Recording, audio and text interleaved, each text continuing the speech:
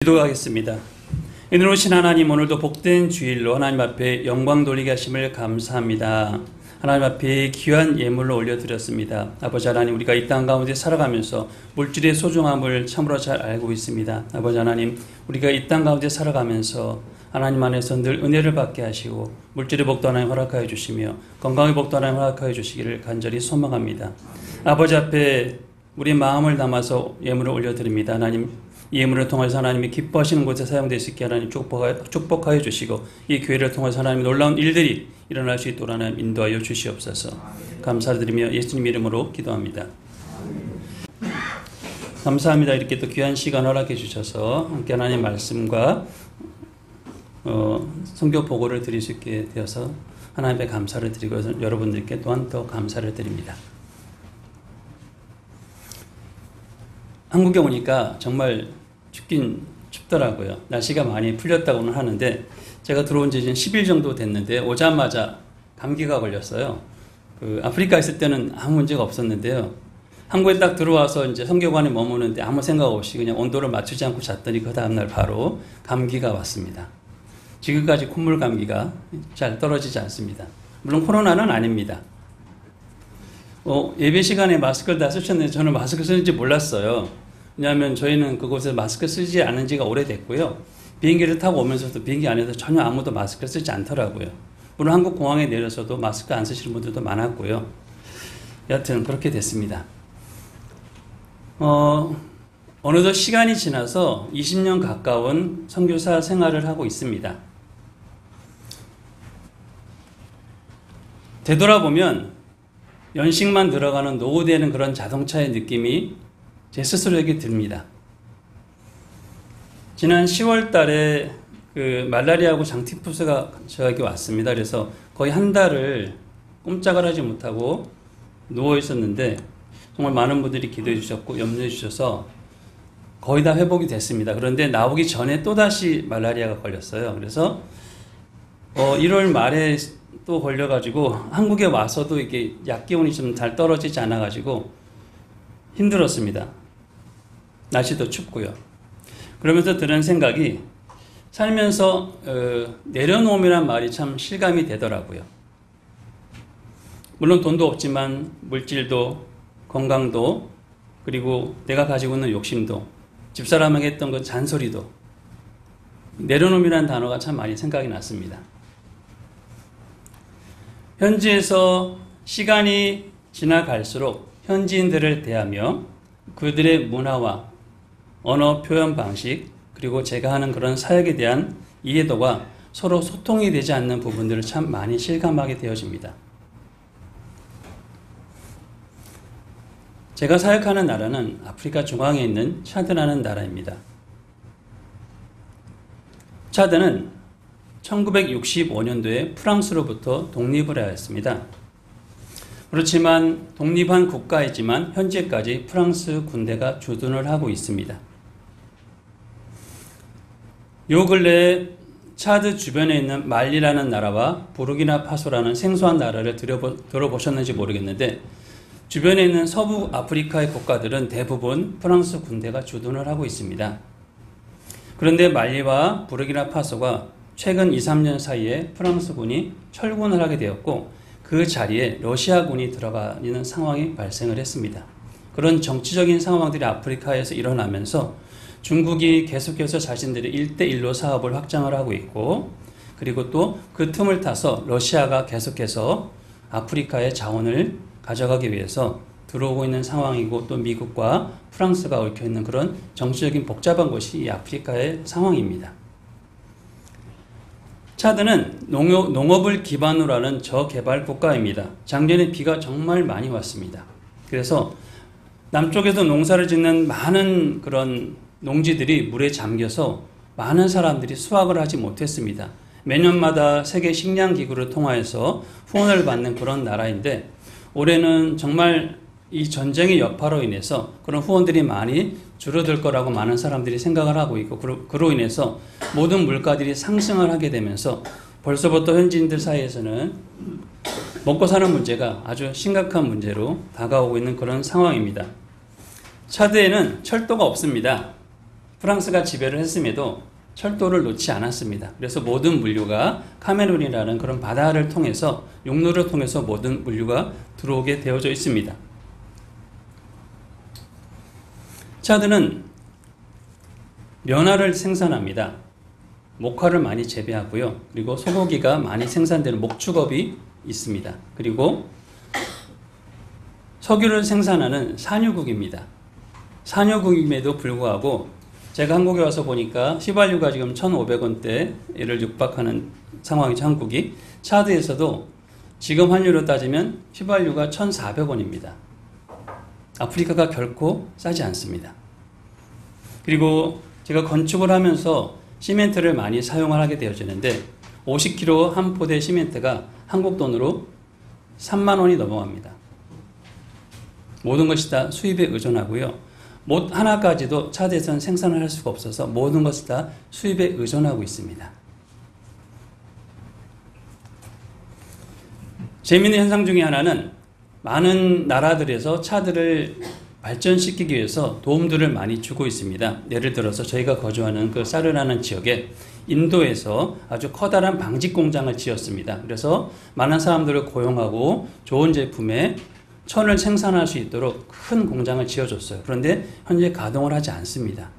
왜 가동을 하지 않느냐면 목화를 생산해서 그 목화를 가지고 좋은 제품을 뽑아낼 수 있도록 인도 사람들이 그 기계를 가지고 와서 전부 다 설치를 했습니다. 그런데 이 공장을 운영하는 운영자가 그 공장을 잘 운영할 수 있는 그런 능력을 가지고 있음에도 부정부패를 하기 위해서 목화를 퍼센테이지를 낮추니까 좋은 제품이 나오질 않잖아요.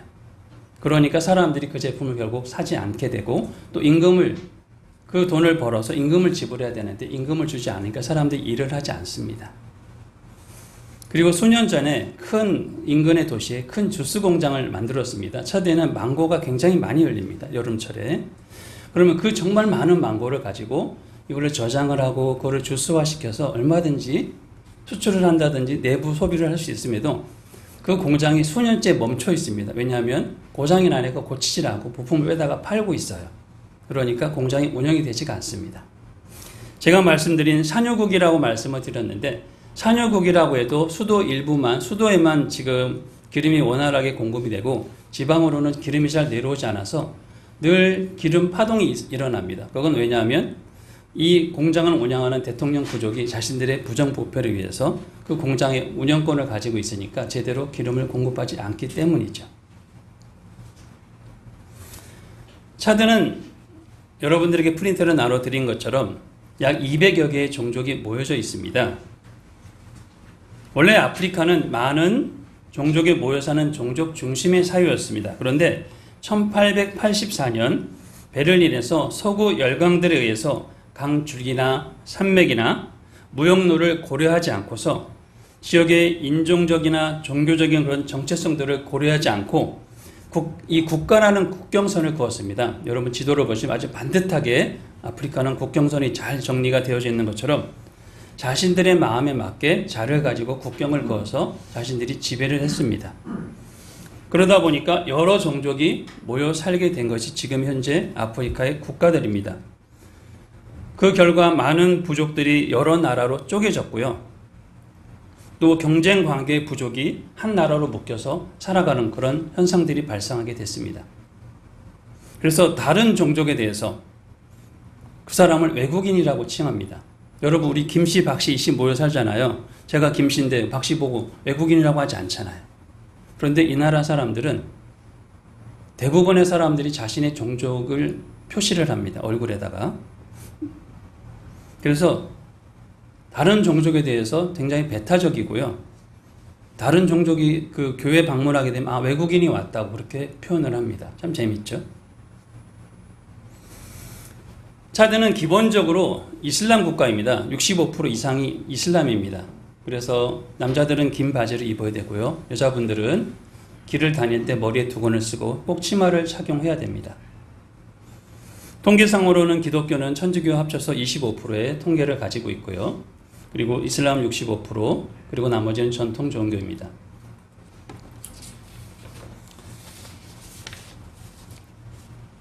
차드는 아주 오래전부터 복음이 들어갔습니다.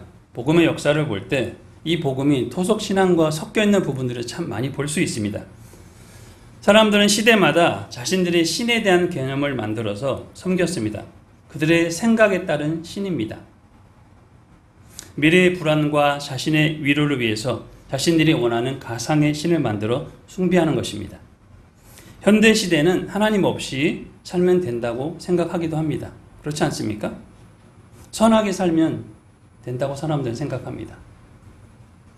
오늘날 우리 시대의 교회는 어떻습니까? 저는 가끔 현지에서 설교할 때 이야기를 합니다. 교회를 왜 오십니까? 여러분 속에 예수 없는데 왜 아버지라고 부르고 기도하십니까? 당신들 속에 주님이 없는데 어떻게 나를 따르라고 목회자들은 설교를 합니까? 라고 저는 질문을 합니다. 나는 말씀대로 살지 않는데 어떻게 말씀을 따라 살으라고 말씀을 하십니까? 라고 저는 질문을 합니다. 설교 시간에 종종 그 현지 목사님들 설교를 하시면서 성경책을 들면서 여러분 성경 가지고 오셨습니까? 하고 물어봅니다. 그럼 사람들은 다 성경 가지고 있다고 자랑하듯이 들으면서 이야기합니다. 그런데 정작 중요한 것은 성경이 없는 사람이 꽤 많습니다. 대부분의 성경이 불어로 된 성경입니다. 물론 종적으로 번역이 되어져 있습니다. 중요한 건 불어를 읽지 못하는 사람들이 너무 많습니다. 차드는 문맹률이 70% 이상이 문맹입니다. 불어를 읽지 못하는 사람 많고요. 왜? 어렸을 때부터 서로 말을 하니까 서로 말은 통합니다. 그러나 그 불어를 읽거나 그거를 표현을 할 수 있도록 쓸 수 있는 사람이 별로 많지 않습니다. 또 많은 선교사들이 들어가서 성경을 번역했습니다. 성경 번역 선교를 통해서 많은 부족의 성경이 번역이 되어졌습니다. 그런데 중요한 것은 그 성경은 알파벳을 통해서 번역이 된 것입니다. 알파벳을 읽지 못하니까 자신들의 종족으로 된 성경도 읽지를 못하는 거예요. 성경은 번역되어져 있는데 성경을 읽지 못하는 그런 재미있는 현상들이 발생합니다. 그러니까 여러분 성경 가지고 다니십니까? 물론 성경은 몇천 원 하지 않습니다. 성서공회에서 성경을 파니까. 그러나 많은 사람들이 성경을 가지고 다녀도 불어를 읽지 못하니까 그거를 집에 가지고 가서 성경을 통독하는 사람이 별로 없습니다. 가지고는 다닙니다. 자신의 종족으로 된 성경이 있습니다. 읽는 사람들이 있습니다. 그러나 그것을 처음부터 끝까지 성경을 보지 않는 사람들이 너무나 많이 있다는 현실입니다.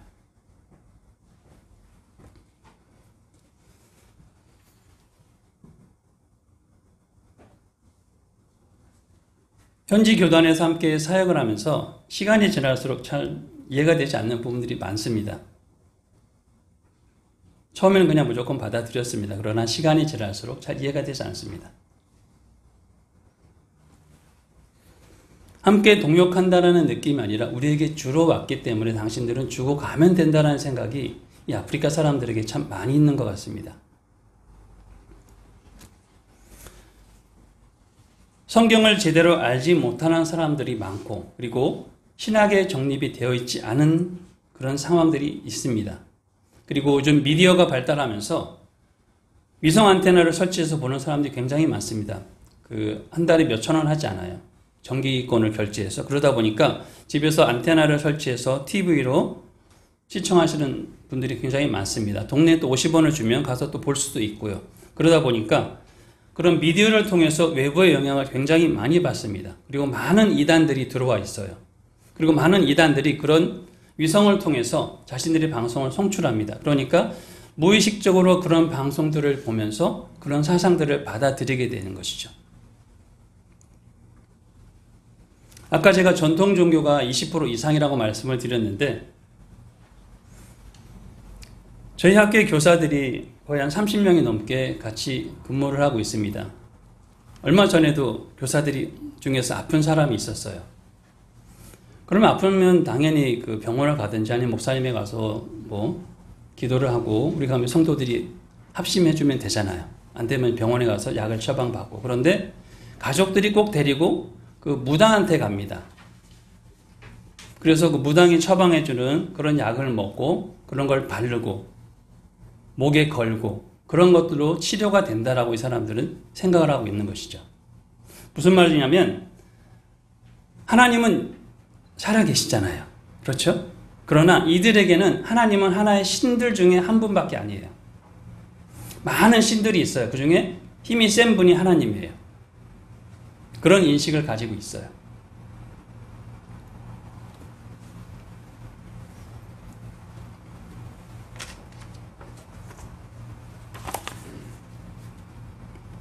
시간이 지날수록 그 기후와 환경이 점점 힘들다고 느껴집니다. 늘 덥고 우기에는 정말 습하고 많은 벌레들이 있습니다.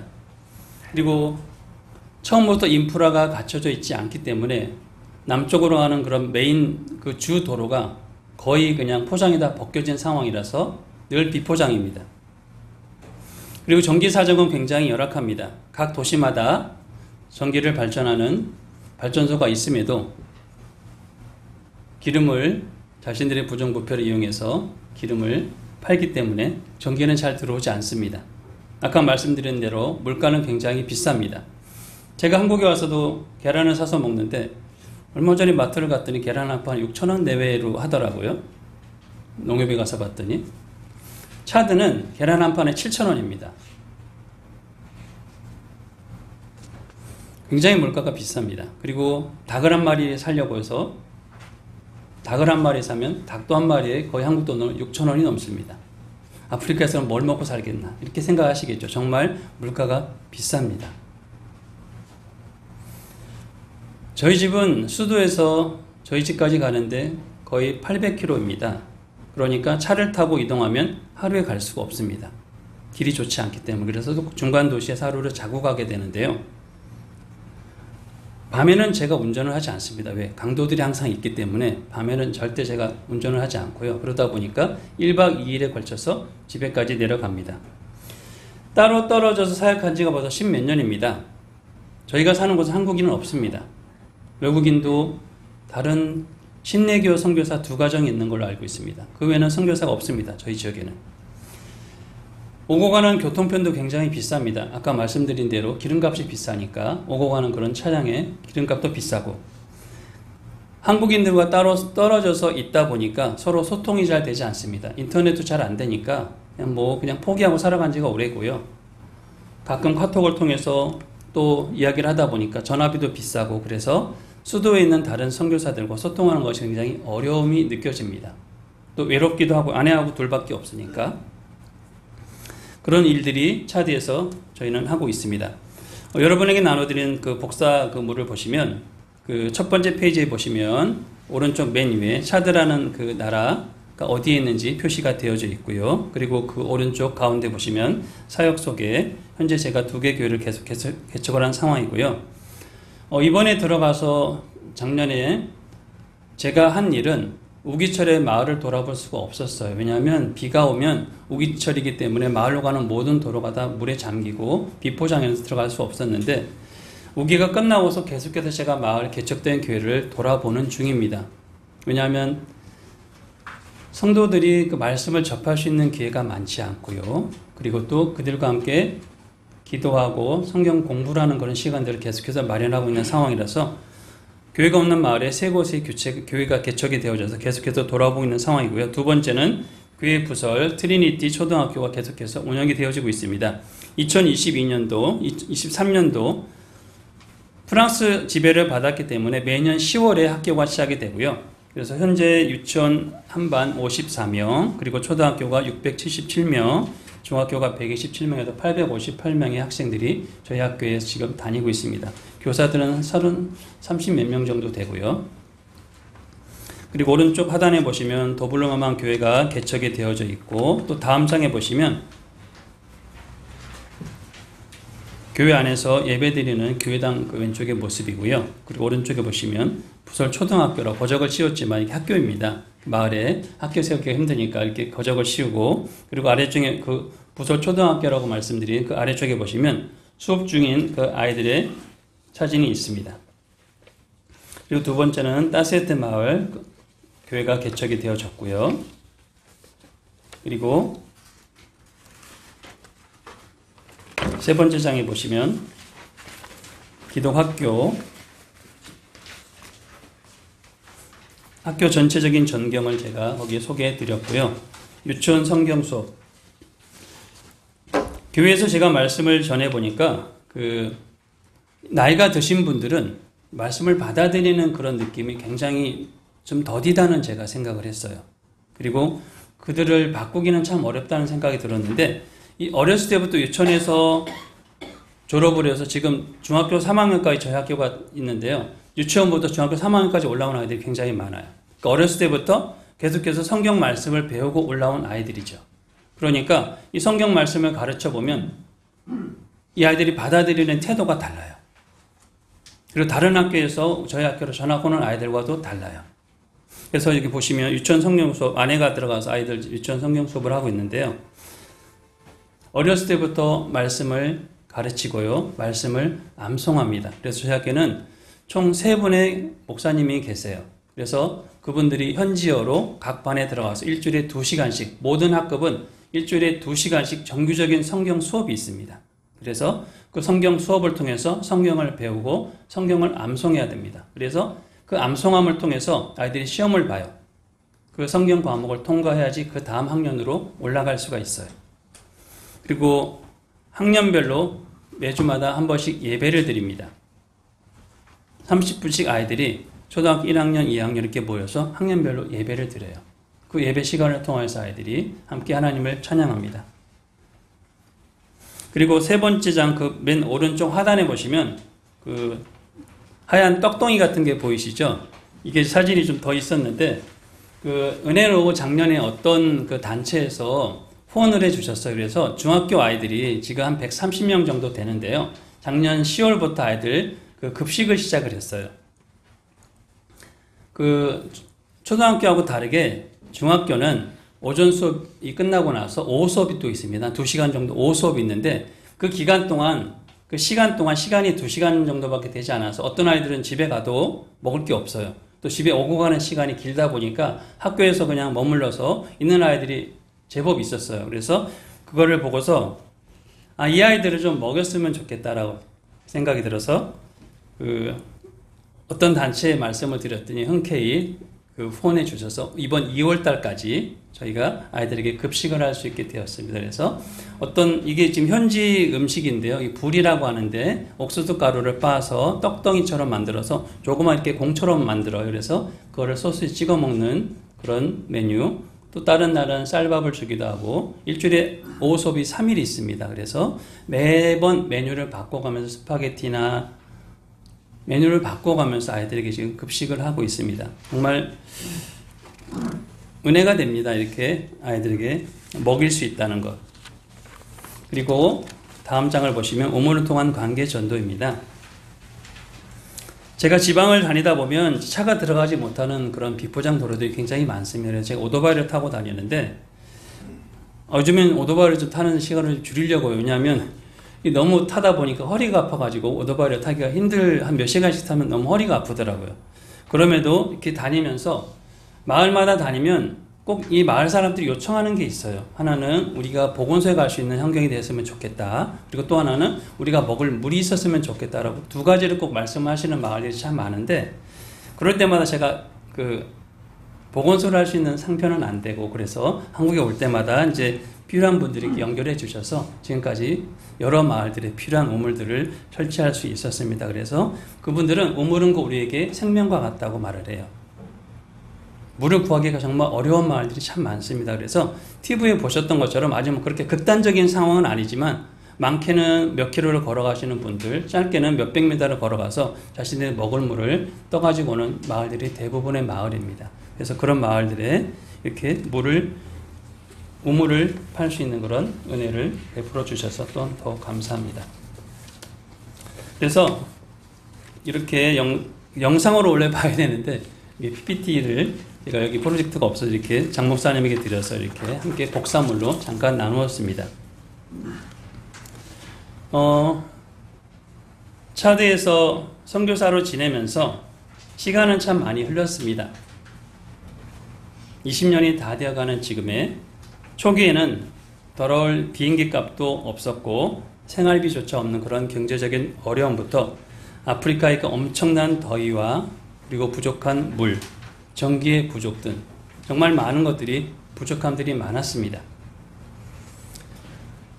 그러나 제게 가장 힘겨운 것은 아직도 여전히 아프리카 최빈국 그런 차드의 환경이 아니었습니다. 가장 힘들게 하는 것은 바로 제 자신이었습니다. 20년 가까이 한결같이 섬겨온 차드 현지인들을 향한 내 마음. 어쩌면 이렇게 변하지 않는 것일까 생각을 해보았습니다. 끝없이 실망하고 안타까워하며 지쳐가는 내 마음으로 그들을 사랑한다는 것은 정말 힘들었습니다. 그들은 단지 포기해야 될 대상이고 내려놓아야 할 대상일 뿐이었습니다. 그래서 저는 언제쯤 이 길을 접는 것이 덜 쓸쓸할까를 생각하느라 끝없이 힘들었습니다. 그래서 저는 주님 앞에 매달릴 수밖에 없었고 내 수고와 고난과 자기 연민과 그런 꽉 찬 내 의가 하나님 앞에 나왔습니다.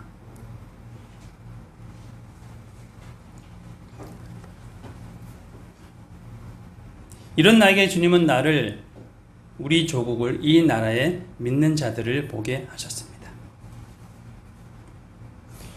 정말 되돌아 생각해보면 하나님의 강권적인 은혜가 아니면 어쩌면 전쟁 이후에 아까 그 티르키에 말씀하셨던 것처럼 우리나라의 이름조차도 미미했을 그런 나라였을 것입니다. 그러나 나나 여러분이나 내 조국의 모든 이들이 그리스도적 가치관으로 교육을 받는다는 것, 내가 이 정도쯤이라고 되는 것을 우리가 당연하게 받아들이며 살아왔습니다. 그러나 이런 저와 여러분이 되기 위해서 이 나라 우리 대한민국에 복음이 들어오고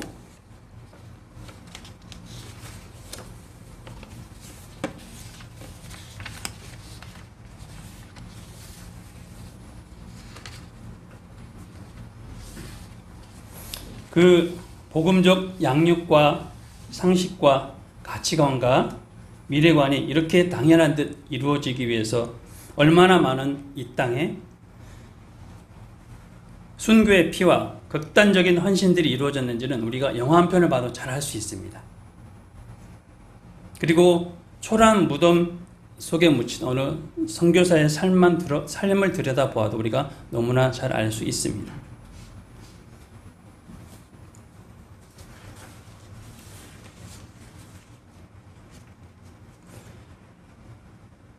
(20년은) 가까운 그 세월이 정말 긴 것일까? 그렇게 고단했을까? 나와 우리와 이 대한민국이 어떤 헌신들이 있어서 이렇게 된 것일까? 내 힘겨움에 빠져서 아무것도 볼 수 없었던 저에게 하나님은 제 오만함을 보게 하셨습니다. 복음의 빚진 자라는 말이 정말 실감이 됐습니다. 나뿐 아니라 이 자리에 있는 우리 모든 사람들, 우리나라에 있는 모든 믿는 자들이라면 누구도 자유해서는 안 되는 말, 복음의 빚진 자입니다.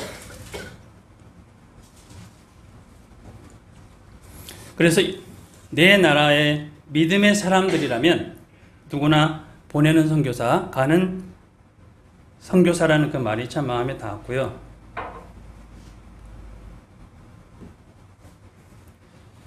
정말 주님이 아니면 성공한 것처럼 보이는 그런 패잔병일 뿐입니다. 주님을 사랑하는 그 마음 가지고 처음에 무식하게 들어갔던 그 초심을 다시 한번 회복하려고 합니다. 이름도 빛도 없이 내 나라를 위해서 바쳐진 어느 선교사의 삶이 되기를 원합니다.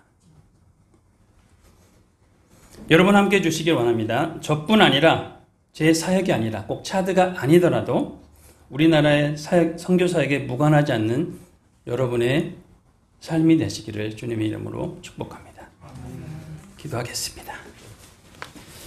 은혜로우신 하나님, 하나님의 은혜가 아니면 우리가 참으로 살아갈 수 없는데 아버지 하나님, 우리가 하나님의 은혜 가운데 살아갑니다. 아버지, 우리가 말씀 안에서 말씀을 바로 깨닫게 하시고 그 말씀을 통하여서 우리가 더욱더 하나님 낮아질 수 있는 자세가 될 수 있도록 하나님 지켜봐 인도해 주시기를 원합니다. 낮아진 자 되어 하나님 앞에 바로 서서 복음이 무엇인지를 바로 알며 그 복음 앞에 순종하며 살아갈 수 있는 우리 모든 믿는 자가 될 수 있도록 하나님 축복하여 주시옵소서. 감사함 예수님 이름으로 기도합니다.